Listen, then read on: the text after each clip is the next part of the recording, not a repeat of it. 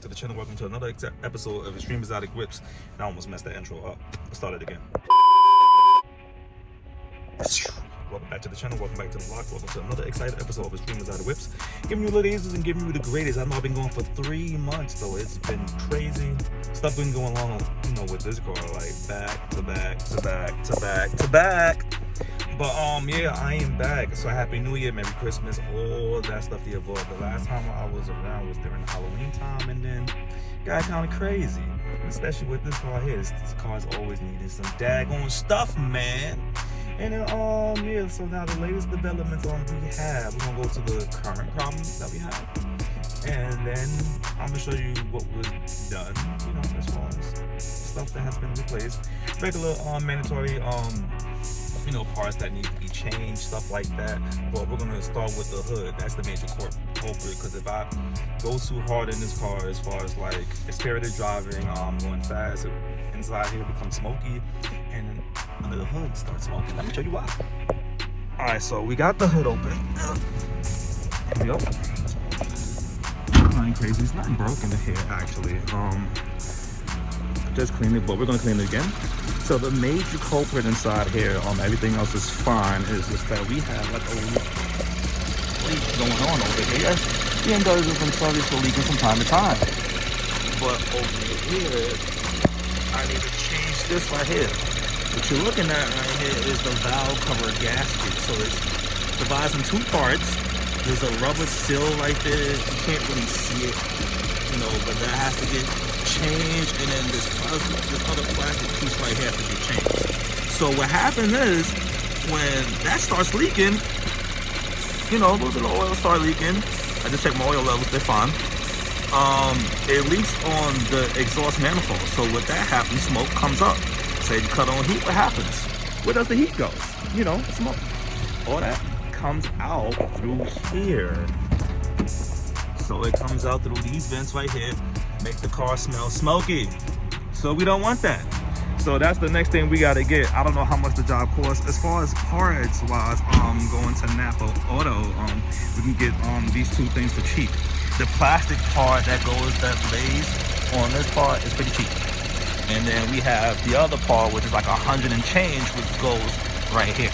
So now the things that I have changed in this car, I gotta do this kind of quick. It's a quick video though, and then I'm gonna do another video as far as what to look for too, as far as like getting these Porsches. Like, they're right cars, they're good, but there's some things that you gotta be mindful. I mean, if you don't prepare for it, then like I said, things will pile up at once, and then it can become overwhelming. And sometimes I think that's the reason why, BMW gets a bad rep though. So you just got to watch out for it. And if you have someone that, like give you informative information as far as what to look for, as far as like miles and intervals, as far as what parts to change, then you should be good. But now we're gonna go over with the stuff that I did change in this particular car, because this is a Canadian car that I got, and yeah, it's not even from the States. What we did first was we did brand new tires around. This was the beginning of 2025 when I did that, and then we did rear shocks on both sides. And then after that, this year, $450 a piece. What is that? Both control arms and a strut. This side went bad, so it's like $1,000 towards the front, and that has been done. We'll get into this shock. This shock was so bad it started to leak. So that had to get changed, and man, the car was down to the lot in the front. But all that stuff is done. It's stable. The only thing that's left now was I just showed y'all not too long ago was the valve cover gasket, and then we'll work on the other things. But like I said from before, like as far as with these cars, I know like they get a bad rep, and sometimes you can buy the good car, sometimes you can buy the wrong car. I know as far as owning the 428, like the 4-cylinder engines is questionable. I don't know everything, but I know from my past experience of owning it for about 2 years, it has been great, but you got to stay with the maintenance though. And other than that, the car will take care of you. It would definitely take care of you. So you're pretty much good. You don't got nothing to worry about. As long as you stay in your maintenance, you should be okay. And then we're going to talk about the cars and the engine types that you should stay away from.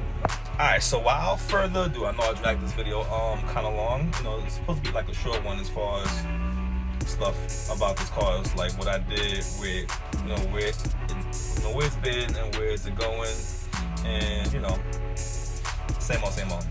But as always, like, comment, subscribe, and keep those post notifications going on so you don't miss a beat. And I will definitely catch you on the next one. And I apologize. I know it has been 3 months, but let's keep this ball rolling, you know. And I guess I'll see you in the next one.